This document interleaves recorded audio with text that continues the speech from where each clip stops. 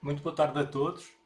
O meu nome é Ricardo Carvalho, eu sou cirurgião plástico e para mim é uma honra poder estar aqui hoje na Liga Portuguesa contra o Cancro. Queria agradecer o convite à Liga, na pessoa da doutora Natália Amaral. Para mim é uma honra poder colaborar com a Liga numa daquelas que é a sua missão, que é informar os doentes. E porquê é que informar é muito importante? Porque qualquer decisão que seja informada é uma decisão que está associada a uma maior satisfação com os resultados a longo prazo e que está associada a uma maior qualidade de vida. E essas decisões são ainda mais importantes quando se trata de decidir sobre o próprio corpo e ainda mais quando se trata de decidir sobre uma área tão sensível como é a mama. A mama é uma parte do corpo muito importante para a mulher. Ela representa várias coisas. Representa a maternidade, representa a feminilidade, representa a sensualidade.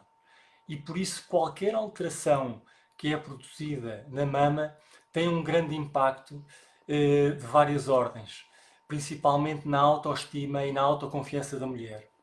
Esse impacto pode ser ao nível pessoal, como por exemplo na dificuldade de relacionamento pessoal, pode ser o impacto ao nível profissional, porque a mulher fica muitas vezes impedida de trabalhar por longos períodos e de dar o seu contributo à sociedade.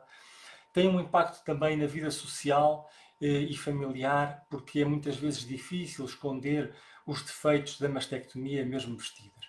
E, portanto, qualquer decisão sobre aquilo que se passa, todas as modificações que se passam na mama, são decisões que devem ser informadas, porque estas decisões vão ter um impacto muito grande. No limite, pode até acontecer a mulher sentir-se inútil, sentir vergonha do seu corpo e mesmo até medo de morrer. E por isso a informação é essencial. E a decisão é uma decisão que cabe ao doente. O papel do médico é um papel de ajudar a decidir, informar, e neste caso sobre as várias técnicas de reconstrução mamária que existem, explicar as vantagens, as desvantagens e depois ajudar o doente, neste caso a doente, a decidir. A decisão final é sempre da mulher. E como é que se faz esta decisão? Esta decisão tem que começar, em primeiro lugar, com uma avaliação pré-operatória e depois esta avaliação pré-operatória vai determinar um plano de reconstrução. Para se fazer esta avaliação, o tratamento, de uma forma geral, numa situação destas, requer uma equipa multidisciplinar. Requer um médico oncologista, requer um psiquiatra e uma equipa de psicólogos, requer um médico imagiologista, um anatomopatologista, um cirurgião que faça a mastectomia e um cirurgião plástico que faça a reconstrução da mama. E é da ligação de todos estes elementos e da troca de informações que vai sair um plano de reconstrução. E esta equipa vai avaliar várias coisas. Vai avaliar o status da doença, o status oncológico, vai avaliar doenças associadas, os medicamentos que a mulher toma, se existem antecedentes cirúrgicos que possam, de certa forma, contraindicar qualquer tipo de reconstrução, e depois de reunir esta informação toda, vai ser desenhado um plano de reconstrução. Por exemplo, o status oncológico pode determinar várias coisas. Em primeiro lugar, vai determinar o tipo de mastectomia. Se é uma mastectomia total, ou se é possível preservar parte da pele da mama, ou até se é possível preservar parte da pele e até o mamilo e a areola. Depois vai poder determinar se a reconstrução pode ser feita imediatamente após a mastectomia ou se ela tem que ser diferida, se tem que ser atrasada por necessidade de fazer algum tratamento adicional. Vai também determinar precisamente se há ou não necessidade de algum tratamento antes da cirurgia, aquilo que se chamam tratamentos neoadjuvantes, por exemplo, para reduzir o tamanho do tumor ou para diminuir ou eliminar os gânglios linfáticos que estão invadidos, ou então determinar a necessidade de algum tratamento adjuvante, ou seja, aquele que é feito após a cirurgia. E isto são apenas algumas coisas que a equipa vai decidir. Depois vai olhar também com atenção, por exemplo, para as doenças associadas. Por exemplo, se a mulher é fumadora ou não. Sabe-se que o tabaco prejudica gravemente a vascularização dos tecidos, portanto, a maneira como o sangue chega até aos tecidos, e isso é um fator de risco muito grande para a reconstrução mamária em algumas situações. Vai também, por exemplo, avaliar o estado ponderal da senhora. Se é uma mulher muito obesa, sabe-se que isso põe logo à partida dois tipos de dificuldades. A primeira é que é muito difícil reconstruir uma mama que seja uma mama grande e caída, como acontece muitas vezes nas mulheres obesas. A outra dificuldade que se põe é que a obesidade está muitas vezes associada a outros problemas, como a hipertensão arterial, a dislipidemia, com alterações do colesterol e dos triglicerídeos. E, portanto, há vários fatores que que vão ajudar a decidir qual é que é a melhor técnica cirúrgica. Depois, também alguns medicamentos que a senhora possa tomar que possam aumentar o risco de hemorragia ou o risco de tromboses também têm que ser avaliados. E, por último, se há ou não algum antecedente cirúrgico, alguma cirurgia que já tenha sido previamente feita e que impeça, por exemplo, utilizar uma parte do corpo para reconstruir a mama, por existência, por exemplo, de cicatrizes de cirurgias anteriores. E então, reunida toda esta informação, cabe ao médico explicar à doente quais é que são as hipóteses de reconstrução. E depois a doente, com esta informação, pode tomar uma decisão sobre o que acha que é melhor fazer com o seu corpo. E, resumidamente, existem duas formas de fazer a reconstrução da mama. Uma delas é recorrendo a um expansor e a uma prótese, e a outra forma é utilizando tecidos do próprio corpo. De uma forma muito simples, quais é que são as vantagens da reconstrução com um expansor e com uma prótese? Em primeiro lugar, estas são cirurgias mais simples de realizar. A cirurgia demora menos tempo, a mulher está internada durante menos tempo num hospital, os custos inerentes também são menores, não é necessário criar cicatrizes noutra parte do corpo para reconstruir a mama. Não é necessário uma técnica muito elaborada, como, por exemplo, microcirurgia para reconstruir a mama. E é até, de certa forma, mais fácil controlar algumas das dimensões da mama, como, por exemplo, o seu volume e a sua projeção. Mas, como todas as técnicas, também tem desvantagens. E a principal desvantagem desta técnica é que não permite reconstruir mamas que sejam muito grandes e até, de certa forma, caídas, que na linguagem médica se chama petosadas. E depois existem algumas complicações, esta será uma dificuldade imediata, depois existem algumas complicações ou dificuldades a longo prazo e que têm a ver com complicações derivadas do próprio implante mamário, como, por exemplo, a rotação do implante, a sua deslocação, a contratura capsular que pode deformar a mama, o implante tornar-se palpável ou visível através da pele e criar ondulações na mama, ou então, eventualmente, até a ruptura do próprio implante, sendo que é bastante raro. Do outro lado, temos as reconstruções da mama com tecidos autólogos, ou seja, utilizar outras zonas do corpo para reconstruir a mama. Quais é que são as principais vantagens deste tipo de reconstrução? Em primeiro lugar, permitem reconstruir a mama com um aspecto mais natural, uma vez que vai buscar pele e gordura de outra zona, por exemplo, da barriga, e com este tecido consegue-se reconstruir uma mama que, em aspecto e até em textura, tem uma parecença muito maior com uma mama. Depois, este tipo de reconstrução é também mais resistente à radioterapia, que é algo que as próteses e os implantes e os expansores não são. E, portanto, sempre que há necessidade de se fazer radioterapia depois da reconstrução, esta é uma das formas de reconstruir a mama. Outra vantagem da reconstrução com tecidos do próprio organismo é que pode ser tudo feito numa única operação.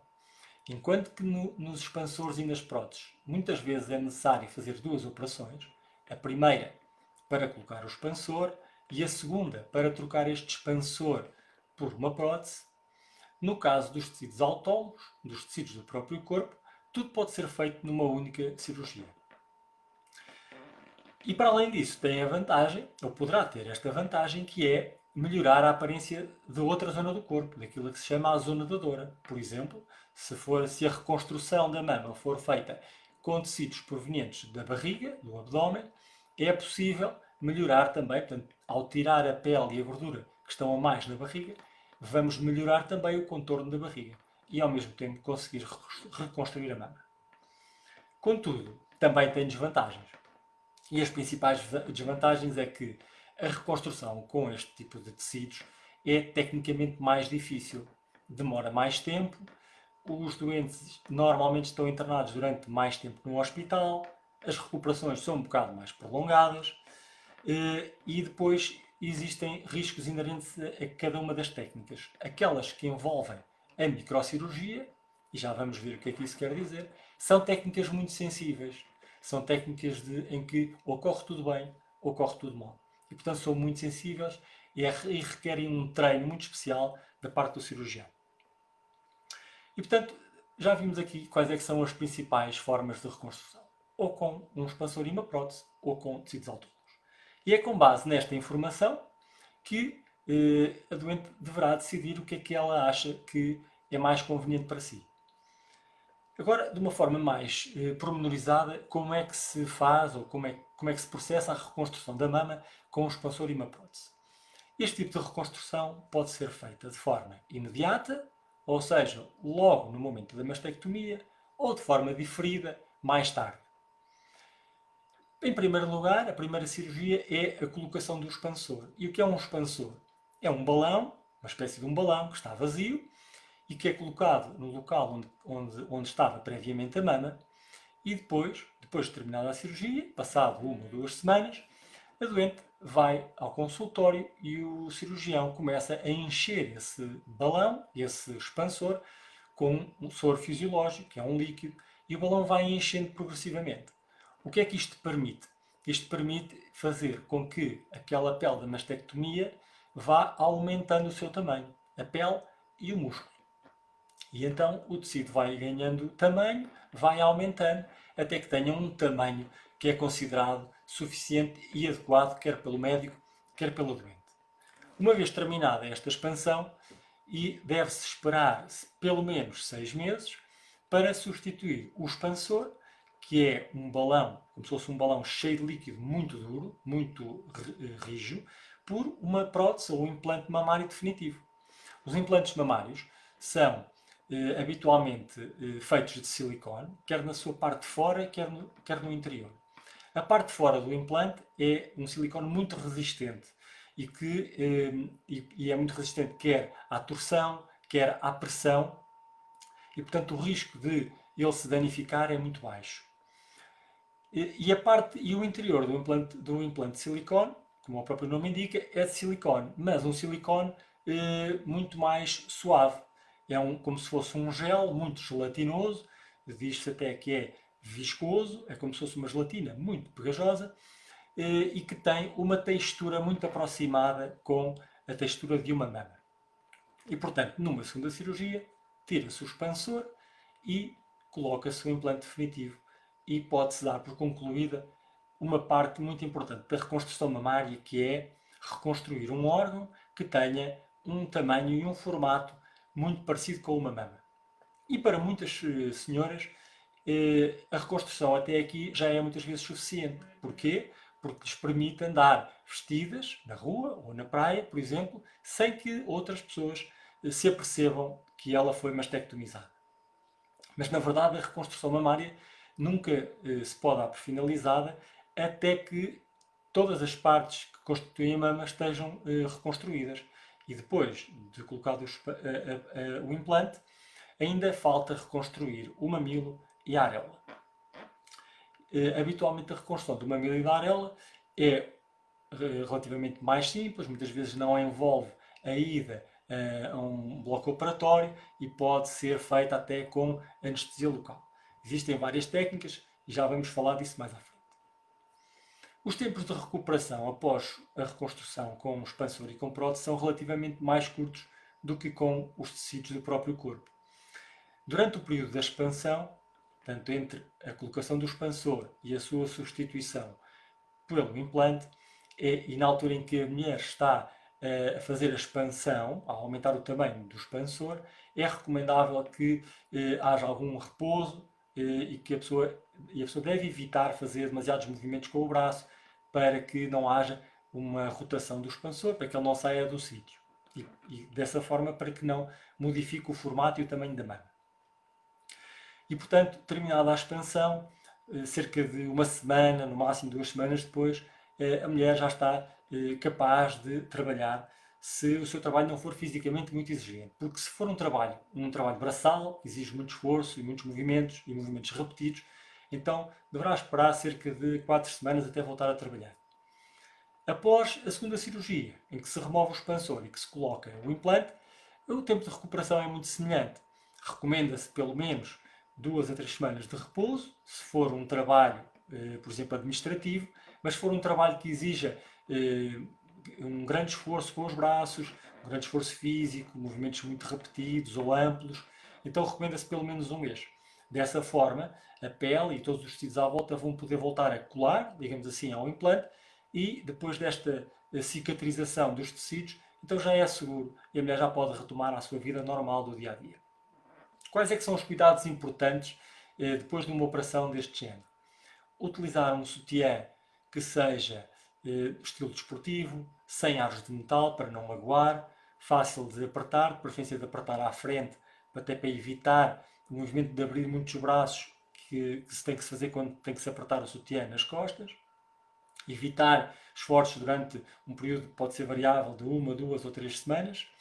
E estes são os principais cuidados. A recuperação é relativamente rápida e fácil. A única parte que pode ser algo dolorosa deste processo é a parte da expansão. Porquê? Porque a pele vai estar a esticar. E este movimento de encher o expansor, ao fazer esticar a pele e o músculo, pode provocar algum desconforto, mas é um desconforto transitório que se pode tratar com analgésicos simples e que não dura mais do que um dia. Terminada esta explicação da reconstrução do expansor com prótese, vamos agora ver como é que se faz a reconstrução com tecidos autólogos, tecidos do próprio organismo. E aqui a possibilidade, a variedade é muito maior, porque praticamente pode utilizar-se qualquer área do corpo para reconstruir a mama. Sendo que, obviamente, esta área tem que respeitar algumas condições. Por exemplo, tem que ter pele e gordura em quantidade suficiente para poder parecer uma mama. Ou então, tem que ter outros tecidos que, de certa forma, consigam acondicionar um implante de silicone, caso seja necessário.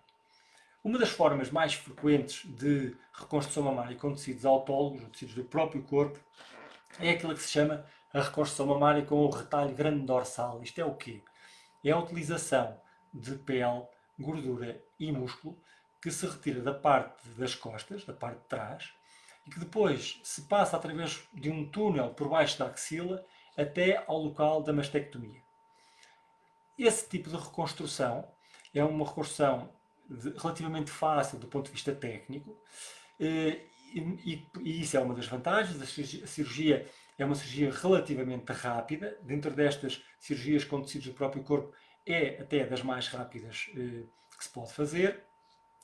Tem uma outra grande vantagem que é o sangue que chega aos tecidos, portanto ao músculo, à gordura e à pele, que é transferida é através de umas artérias que são artérias relativamente grandes e bastante resistentes a estes movimentos de trazer de trás para a frente. E estas são as principais vantagens. Claro que tem algumas desvantagens. A principal delas é que este tecido só por si não é suficiente para reconstruir uma mama que tenha um tamanho suficiente. E, portanto, é necessário muitas vezes associar ao retalho grande dorsal um implante. Pode colocar-se o implante imediatamente no momento da cirurgia, e a vantagem é que, neste caso, é só necessária uma cirurgia para reconstruir a mama, ou então pode optar-se por colocar, para além do retalho, um expansor.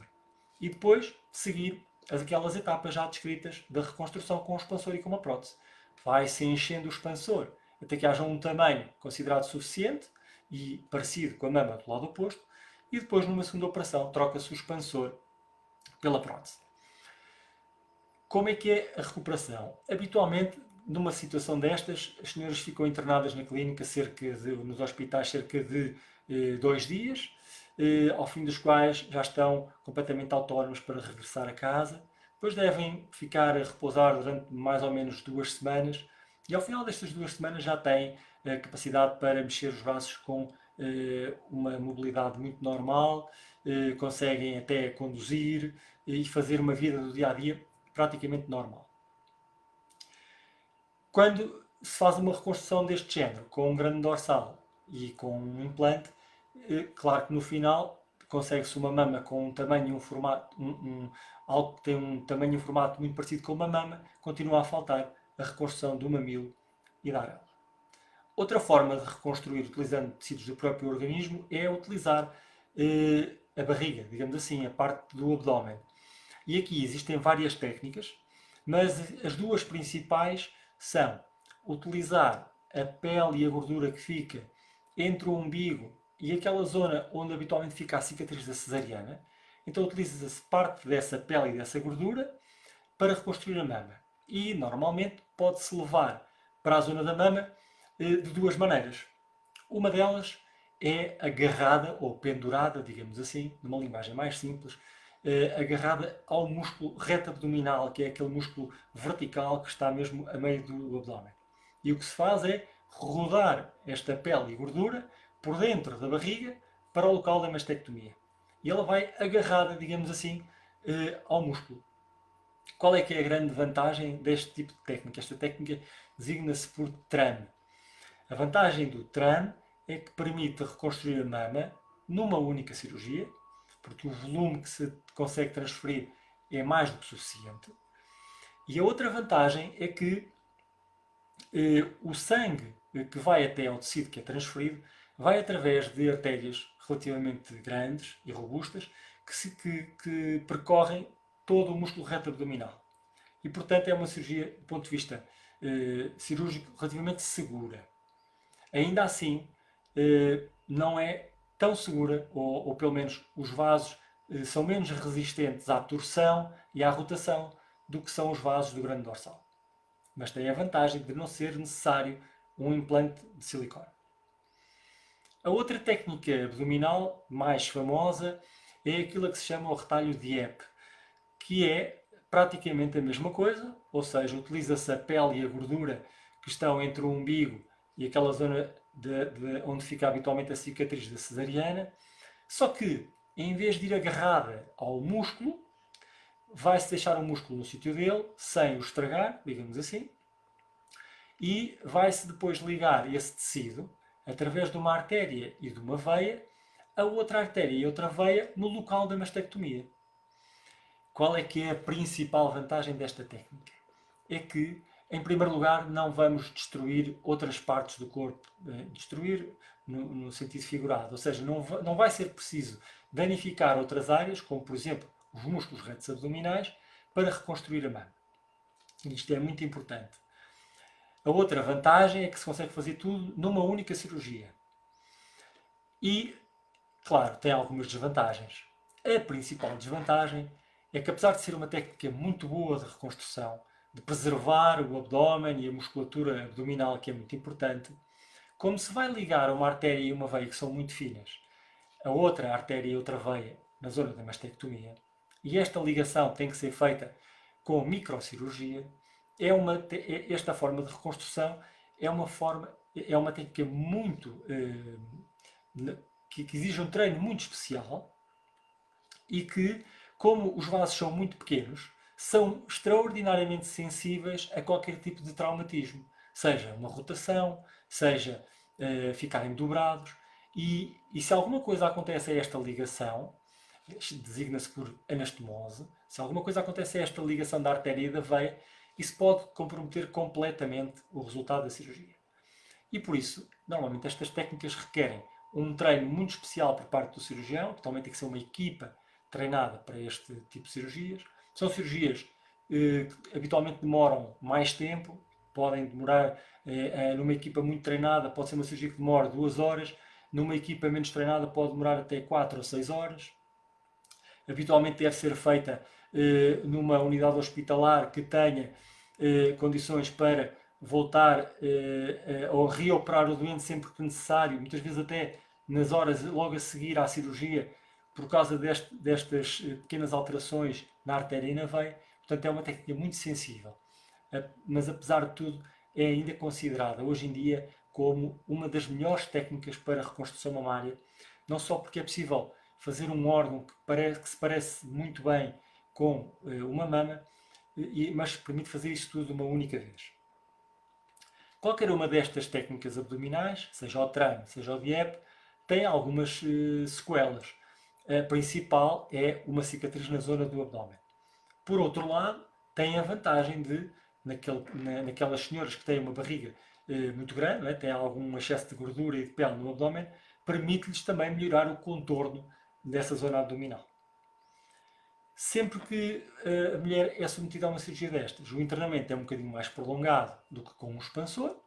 Podem ficar internadas entre 3, 4 dias até uma semana, não só para repousar e evitar algum traumatismo nesta ligação da artéria e da veia, mas também para que haja uma melhor cicatrização de todos os tecidos, inclusive da barriga, porque tem que se descolar, digamos assim, toda a pele da barriga para transferir o retalho ligado ao músculo, ou para depois puxar a pele para baixo no final da cirurgia para melhorar o contorno do abdômen, e portanto requer um tempo de internamento mais prolongado, que pode ir, como disse, entre os 2, 3 dias até uma semana, 7 ou 10 dias.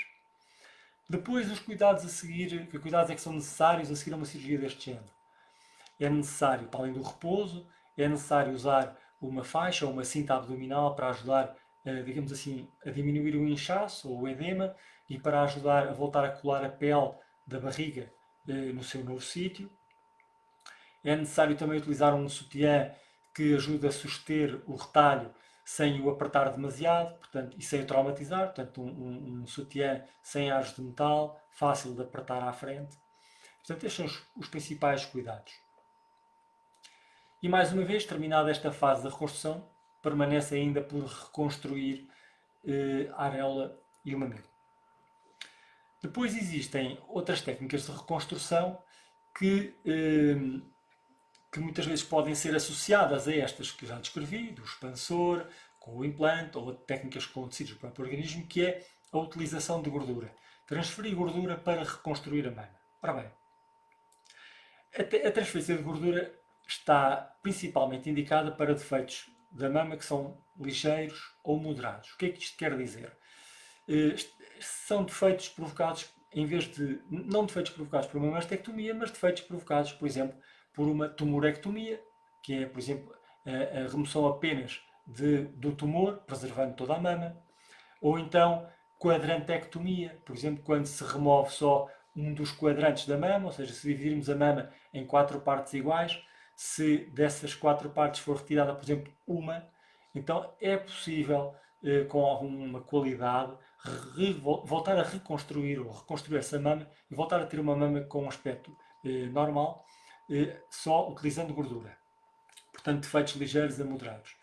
E também é possível utilizar esta gordura para aumentar o volume de uma reconstrução já feita. Imaginemos que a senhora fez uma reconstrução com um expansor e uma prótese e ainda assim no final de tudo, depois de tudo desinchar, essa reconstrução está um bocadinho mais pequena que a mama do outro lado. Então é possível aumentar o volume injetando ou transferindo mais gordura. Também é possível fazer o mesmo do lado oposto. Imaginemos que no final da reconstrução a mama contralateral ficou ou é relativamente mais pequena do que a mama reconstruída. Então pode-se injetar gordura nessa mama contralateral para melhorar a simetria. Para além de ocupar espaço, a transferência de gordura tem ainda uma outra propriedade que está ainda em estudo e que tem a ver com a existência de fatores de crescimento associados às células da gordura, aos adipócitos. E qual é que é a principal vantagem destes fatores de crescimento? É reverter os efeitos fibróticos, portanto a existência de fibrose, de cicatrizes, provocada pela radioterapia. Isto é um efeito extraordinariamente importante e que tem sido utilizado já amplamente com resultados muito bons, principalmente nas zonas que foram irradiadas, portanto tratadas com radioterapia. De todo modo, aquelas situações em que a transferência de gordura está indicada de forma segura e eficaz são para melhorar o contorno no final da reconstrução, por exemplo, pequenas deformidades de contorno para abaulamentos, digamos assim, para depressões provocadas, por exemplo, pela radioterapia ou por quando a prótese começa a ficar algo visível através da pele para disfarçar essa visibilidade, essas ondas que se criam na pele. Essa é uma das indicações seguras e eficazes da transferência de gordura. A outra é, por exemplo, ao nível da cicatriz da mastectomia, quando há pequenos desníveis, melhorar esse desnível, embora seja uma situação bastante difícil, porque as cicatrizes são tecidos com fibrose, pouco elásticos, que cedem pouco a este tipo de tratamentos. E a terceira indicação é quando o volume é pequeno, como expliquei ainda agora, portanto, para no final da reconstrução aumentar ou melhorar a simetria, aumentando o volume. E estas são as três indicações para as quais até agora a transferência de gordura demonstrou ser eficaz e segura. Mas claro, esta técnica também tem algumas desvantagens. E qual é que é a principal desvantagem logo à partida? É que parte da gordura que é transferida vai ser reabsorvida. A percentagem é muito variável, depende de muitos fatores, por exemplo, de onde é que é removida essa gordura, para onde é que é injetada, de que forma é que é tratada antes de ser injetada, mas a percentagem que é, digamos, mais frequente de reabsorção anda entre os 30% e os 40%. Depois, existem outros riscos ou complicações, que são, por exemplo, o facto da gordura transferida poder provocar alguns artefactos, ou seja, alterações nos exames da mamografia, por exemplo, podem ser confundidas com microcalcificações, mas, apesar disso, esta transferência de gordura não demonstrou-se que não interfere com o diagnóstico do cancro da mama. Portanto, ainda assim, continua a ser segura. Outras complicações possíveis é a transformação ou o aparecimento de quistos. Isto está particularmente mais associado a transferências de grandes volumes. E porquê? Quando se transfere um volume de gordura muito grande, o que pode acontecer é que forma-se uma bola de gordura, digamos assim, e os vasos sanguíneos que vão crescer à volta dessa gordura têm alguma dificuldade em atravessá-la até ao seu centro. E, portanto, no centro, se não chega lá sangue, essas células de gordura que foram transferidas vão acabar por morrer e forma-se à volta dessas células uma espécie de uma cápsula que vai, digamos, proteger o organismo dessas células mortas, formando-se um quisto. Portanto, estas são os principais riscos ou complicações. Depois existe um risco que é um risco que teoricamente é muito preocupante, mas que ainda assim, hoje em dia, ainda é um risco só teórico, que é o risco de desenvolver cancro. Porquê? Porque ao transferir a gordura com estes fatores de crescimento, se a gordura também tem capacidade para regenerar a pele, principalmente a pele que foi danificada pela radioterapia, teoricamente também pode existir o risco de estimular as células neoplásicas a desenvolverem-se e a aparecer um novo cancro. Ora bem, até agora este risco é ainda teórico, portanto não houve ainda nenhuma demonstração inequívoca de que a transferência de gordura nestas situações pode vir a desenvolver uma neoplasia. E, portanto, já vimos aqui as principais técnicas de reconstrução. Claro que existem outras, mas não são tão comuns e dependem principalmente do corpo da mulher, e para isso é preciso que haja um exame objetivo por parte do médico muito cuidadoso, e também da vontade da mulher. Por exemplo, outras zonas que podem ser utilizadas para a reconstrução mamária. A parte dentro das coxas, onde muitas vezes algumas senhoras têm um excesso de pele e gordura. Ou então até na zona nadegueira, quando a zona das nádegas é grande e tem alguma acumulação excessiva de gordura e de pele, também pode ser utilizada a parte inferior ou até a parte superior, a nível mais da região lombar, para fazer a reconstrução da mama. E, portanto, desta forma, podem-se escolher sítios diferentes que permitem a reconstrução de algo que se pareça, que tenha o tamanho e uma forma de uma mama e cuja cicatriz, digamos assim, possa ser escondida, por exemplo, pela roupa interior. Quer na cicatriz abdominal, quer esta cicatriz na zona lombar, ou a cicatriz na face interna das coxas, ou a cicatriz no sulco por baixo das nádegas. Qualquer uma destas cicatrizes são fáceis de esconder com a roupa interior. Portanto, vimos aqui as técnicas mais comuns de reconstrução mamária. E, para terminar esta apresentação, eu gostaria de deixar só algumas mensagens que são muito importantes. A primeira mensagem é que a reconstrução mamária, ou melhor, é que todas as mulheres têm direito à reconstrução mamária. Existem muito poucas situações em que a reconstrução mamária está completamente contraindicada. E porquê? Porque há muitas técnicas e seguramente, se for bem acompanhada e bem estudada, a situação será possível descobrir qual é, de todas estas técnicas, qual é que é mais aconselhável. E, portanto, não existe essa ideia de que há situações em que não é possível reconstruir a mama, não é uma ideia verdadeira. Todas as mulheres têm direito à reconstrução mamária. Depois, a outra nota com que queria terminar é que o acesso à reconstrução é um marcador da qualidade dos serviços. Portanto, um serviço, um departamento, um hospital que acompanhe do ponto de vista oncológico a mulher, para que possa prestar um serviço de qualidade, deve sempre disponibilizar à mulher a possibilidade de fazer uma reconstrução, seja uma reconstrução mamária, seja uma reconstrução de qualquer outra parte do corpo. Depois, umas notas mais específicas sobre a reconstrução em si. Nós vimos que a reconstrução pode ser imediata ou pode ser diferida, ou seja, pode-se fazer a reconstrução no dia, na hora da mastectomia ou mais tarde. E em relação a isto, eu gostava de deixar esta nota que a reconstrução mamária imediata tem muitas vantagens e a principal vantagem é que vai prevenir o impacto negativo da mastectomia, que é muitas vezes uma situação com uma alteração que vai provocar uma alteração na autoestima e na autoconfiança da mulher muito grande. E, portanto, reconstruindo de forma imediata, vamos conseguir prevenir todo esse impacto negativo da mastectomia. Em segundo lugar, é que habitualmente os resultados estéticos da reconstrução de forma imediata são superiores. E em terceiro lugar, e esta é uma questão sempre muito importante, é que os custos inerentes à reconstrução imediata são inferiores aos custos com a reconstrução diferida. Depois há outra nota importante que tem a ver com o tipo de mastectomia. E há, de certa forma, pelo menos há teoricamente, o risco de, ao fazer uma mastectomia que poupe pele, pode haver um maior risco de recorrência. Mas, nos maiores estudos efetuados até agora, com o maior número de doentes, aquilo que se demonstrou é que as técnicas que poupam pele não estão associadas a um maior risco de recorrência da doença, ou seja, de voltar a ter um tumor naquela mama. Okay? Até porque essas doentes são doentes que são vigiadas e acompanhadas de perto.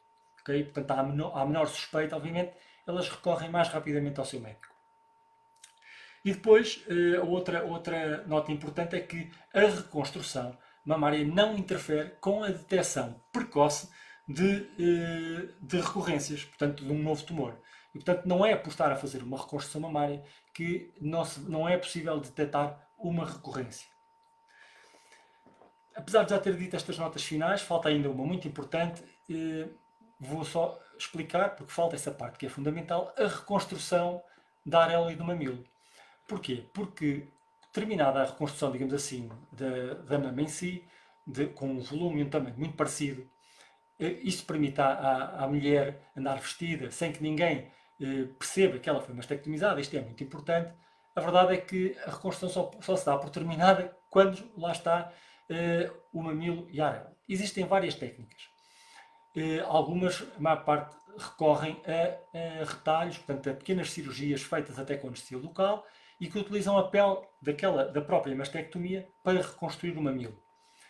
A reconstrução da areola pode ser feita de várias formas, ou por tatuagem, ou até utilizando a pele de outras zonas do corpo, e a maior parte das vezes utiliza-se a pele da virilha, da região inguinal, para reconstruir a areola. E porquê esta zona? Porque habitualmente a pele nesta zona tem uma coloração ligeiramente mais escura e, portanto, permite este contraste entre a pele, digamos assim, da nova mama e a pele da nova areola.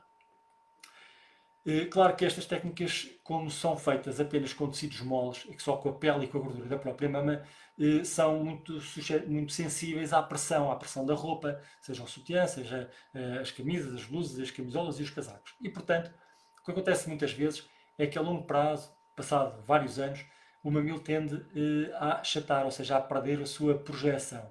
E isto é ligeiramente incomodativo porque, principalmente quando o mamilo do outro lado é muito grande e muito projetado. Depois existe outra forma de reconstruir o mamilo, de lhe dar mais consistência, por exemplo, colocando no seu interior um pedacinho de cartilagem e isto dá-lhe uma certa resistência à pressão e, portanto, ele não fica tão espalmado. A outra forma de reconstruir o complexo areola mamilar é fazer apenas uma tatuagem.